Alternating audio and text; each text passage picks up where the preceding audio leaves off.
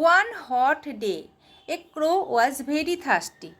গরমের সময় ছিল, মানে গ্রীষ্মকাল, তো একটা কাক ভীষণ তৃষ্ণার্ত হয়ে পড়েছিল। He searched for water everywhere. সে সব জায়গায় জল খুঁজছিল। But there was no water anywhere. কিন্তু কোথাও কোনো জল সে পেল না। All the lakes and ponds were dry. সব লেক আর সব পুকুর, সমস্ত জলাশয় আর কি শুকিয়ে গিয়েছিল। At last he saw a pot under a tree with very little water in it. অবশেষে সে একটা পট পেল, একটা কলসি পেল, আন্ডার এ ট্রি, একটা গাছের নিচে, with very little water in it, যেটার একদম নিচে একটুখানি জল ছিল। He tried hard but could not reach the water as it was very low.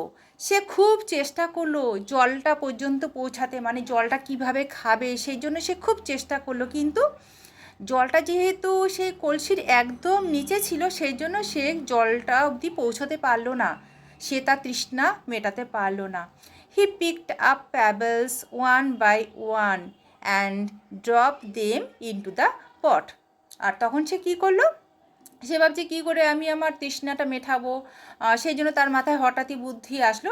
সে আশেপাশে দেখলো এক জায়গায় কিছু প্যাবেলস পড়ে আছে, মানে প্যাবেলস মানে হচ্ছে ওই ছোট ছোট ইটের টুকরো, পাথর, এই সমস্ত আর কি। তো সেগুলোকে সে ওয়ান বাই ওয়ান একটা একটা করে নিয়ে কলসির মধ্যে ফেললো।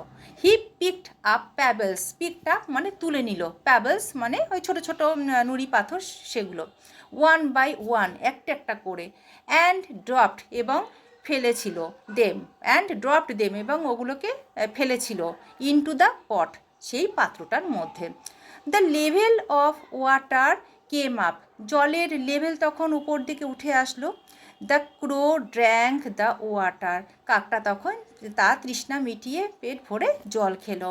And flew away feeling very happy, এবং উড়ে চলে গেল খুব সুখে, মন শান্ত হয়ে গেল। তো এখন হচ্ছে মোরাল অফ দ্য স্টোরি। এই স্টোরিটার মোরাল কি, মোরালটা হচ্ছে where there is a will there is a way. যদি তোমার ইচ্ছে যদি থাকে তাহলে উপায় তোমার অবশ্যই হবে, মানে তোমার একটা উপায় ঠিক বেরিয়ে আসবে যদি তোমার মনের মধ্যে ইচ্ছে থাকে। এটাই হচ্ছে মোরাল অফ দ্য স্টোরি।